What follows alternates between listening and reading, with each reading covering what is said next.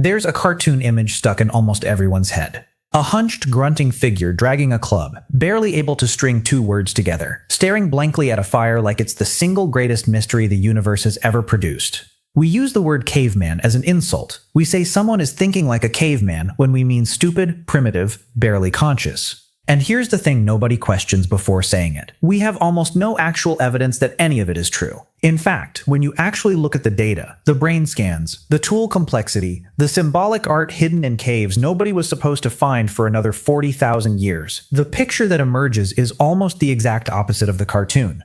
Some researchers now argue certain ancient humans may have had brains that were, in specific measurable ways, more capable than ours, not metaphorically, literally bigger in some cases. So the question isn't really were cavemen dumber. The real question is why we ever assumed they were in the first place, and what we get wrong every single time we picture one. Let's start with the most basic assumption buried in that cartoon image, that intelligence has been climbing in a straight line ever since our ancestors crawled out of the trees, with us conveniently sitting at the very top of that line. It's a flattering story. It's also, according to the fossil record, not particularly accurate. Here's the twist nobody saw coming. Neanderthal brains, on average, were larger than ours. Not slightly larger, meaningfully larger, by roughly 100 to 150 cubic centimeters in many specimens. For decades, anthropologists waved this away by arguing that bigger brains simply meant bigger bodies needing more processing power, nothing more. But more recent analysis comparing brain-to-body ratios still finds Neanderthal cognitive capacity was,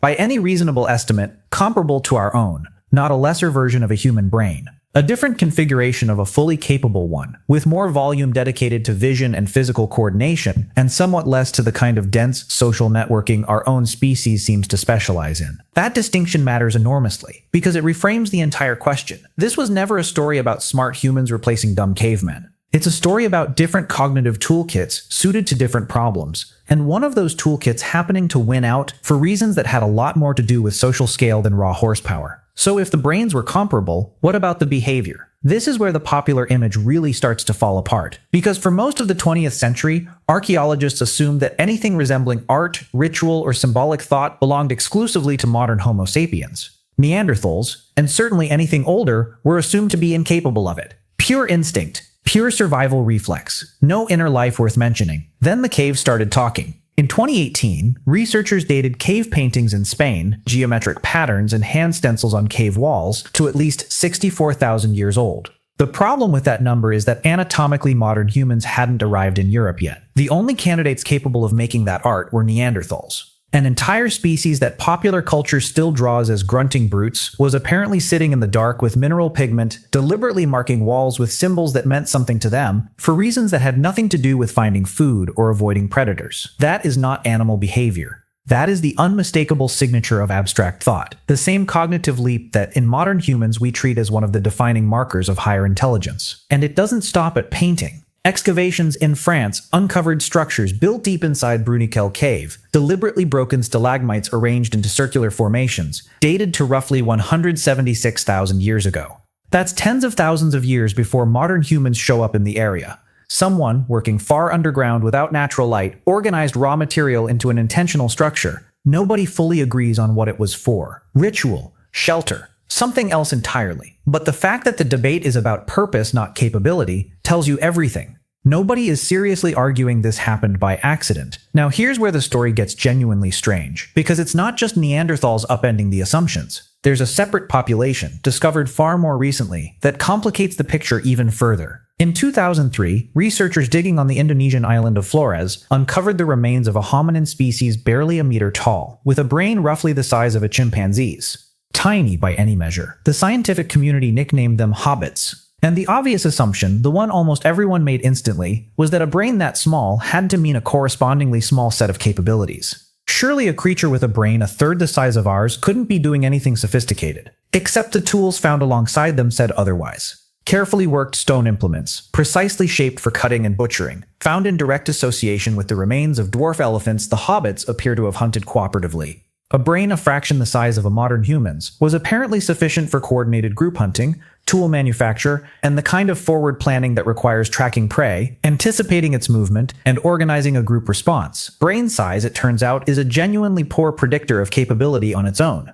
What matters far more is internal structure, neural density, and how the brain is wired for the specific problems a species actually needs to solve. This is the point where the entire premise of the question starts to wobble, because smarter was never really a single measurable thing to begin with. It's a word we use loosely to cover memory, social reasoning, technical skill, language, planning, and abstract thought. And ancient humans were not equally gifted or equally limited across all of those categories simultaneously. They were, like us, a patchwork, brilliant in some domains by any standard you'd care to apply, and limited in others, for reasons that often had nothing to do with raw cognitive horsepower, and everything to do with the specific environment they were solving for. Take technical skill first, because this is the category where ancient humans are most consistently underestimated. Napping a stone tool, taking a piece of flint, and striking it at precise angles to produce a usable blade sounds simple until you actually try it.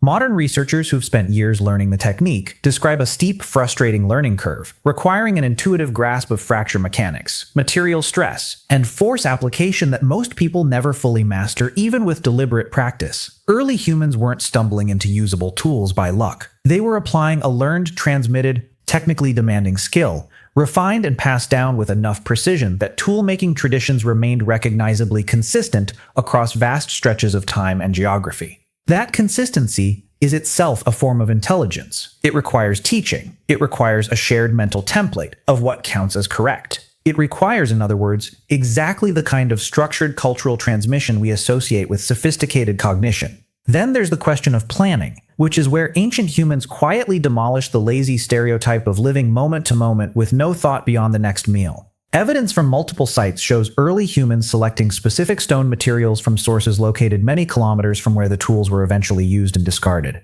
That means someone identified a high-quality material, traveled to retrieve it, carried it back, and either used it or traded it sometimes across distances that would take days to cover on foot. That is not instinct, that is logistics. That is a mental model of the future complex enough to justify present-day effort for a payoff that hadn't happened yet. The exact same cognitive move involved in modern long-term planning. Social cognition tells an equally surprising story. Survival in small ancestral groups depended on tracking who could be trusted, who owed favors, who had wronged whom, and how resources should be shared to keep the entire group functioning, rather than fracturing apart. Some researchers argue this specific pressure, the need to model dozens of other minds simultaneously and predict their behavior, may have been one of the single biggest drivers of brain expansion across our entire evolutionary line. Not tool use, not hunting, politics, the accumulated mental math of living densely with other unpredictable humans, and somehow not falling apart as a group. If that theory holds, then the sharpest cognitive tool ancient humans were sharpening wasn't a spear point at all, it was each other. So if the evidence points so consistently away from the dumb caveman stereotype, where did that image actually come from? This is worth sitting with for a moment, because the answer says more about us than it does about them. Part of it is straightforwardly visual bias. Early reconstructions of Neanderthal skeletons, done in the early 20th century, were based on an individual whose remains showed severe arthritis, distorting his natural posture into a hunched, slouching shape that became the template for an entire species in popular imagination. The science was wrong almost immediately, but the image stuck around for over a century anyway, because a hunched silhouette is simply easier to draw as primitive than an upright one. The myth survived the correction. The deeper part of the bias is something closer to flattery. The same instinct that makes people assume hunter-gatherers were constantly starving, or that pre-modern humans uniformly dropped dead at 30, shows up here too. It is genuinely comforting to imagine the past is a long, grim slog of stupidity that we eventually, heroically escaped through sheer modern brilliance. That story makes the present feel earned.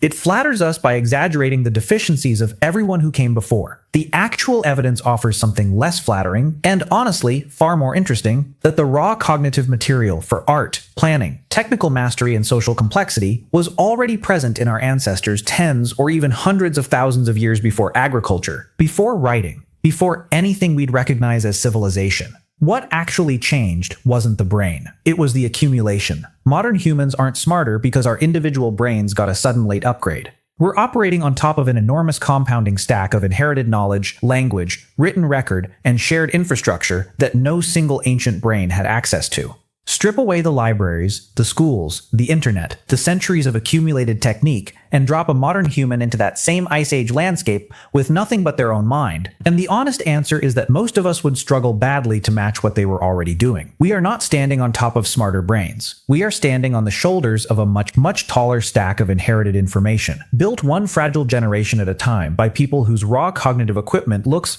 by every available measure, remarkably similar to our own. So, were cavemen really dumber than us? The honest answer, once you actually look at the brain volumes, the cave art, the tool complexity, the logistics, the social reasoning, is no.